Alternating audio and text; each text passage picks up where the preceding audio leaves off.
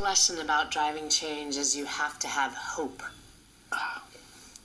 You have to yourself have hope, but your big job as a leader is to help other people have hope. And what I mean by that is they have to have some real belief that something different is actually possible. Sometimes that means they have to see it to believe it, see our kids doing something different than we thought they could, or my colleagues doing something different than I thought we could, or kids who look like ours doing something different. So sometimes people have to see it to believe it, but at the very least giving them some notion of what a different thing is possible. And then the other piece that really feeds hope is experiencing a little bit of success. So if you can help people experience a little bit of success towards the thing they're hopeful about, then people's sense of efficacy and agency and oh, this is a really hard thing we're trying to do, but it just might be possible. You've heard from some of my great partners in crafting this course, and now I'm going to close with some of my own reflections. First, I agree with Liz City that a leader has to impart a sense of hope, and with Mark Moore, that a leader needs to remain optimistic in face of obstacles. I would go even further. No organization can improve without a sense of efficacy about itself. Leaders, therefore, need to find people and pockets of excellence in their organizations and their environment that become proof points and north stars for the entire organization.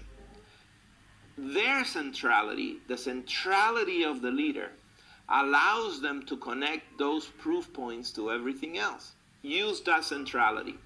The biggest mistake we in the reform movement made in driving change in the past decade here in the United States was that in trying to create urgency for change, we ignore the need to tend to people's sense of efficacy and also to their sense of personal value in relationship to a desired change.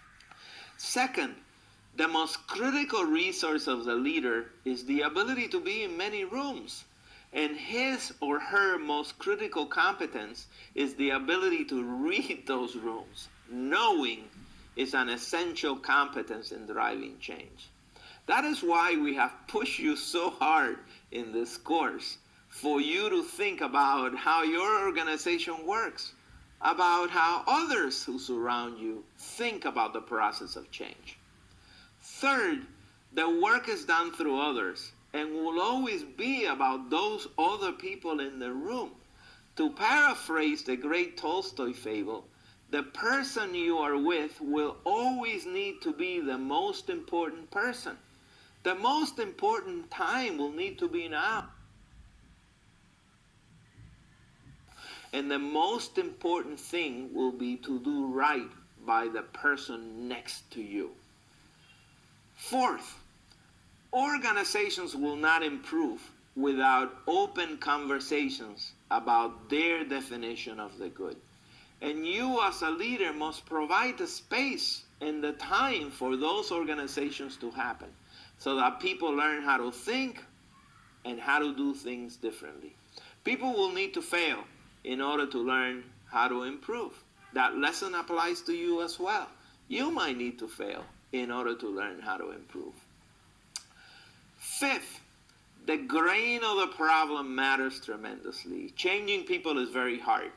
So figuring out how to break down problems so that the change is both manageable and so that it adds up to an actual transformation in behavior and in practice is the name of the game.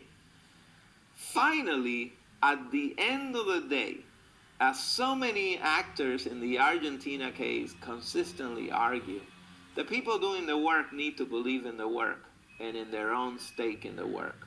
Hope and a sense of moral certainty about the value of the work matters tremendously. That means that you and others need to be having fun, or no one else will.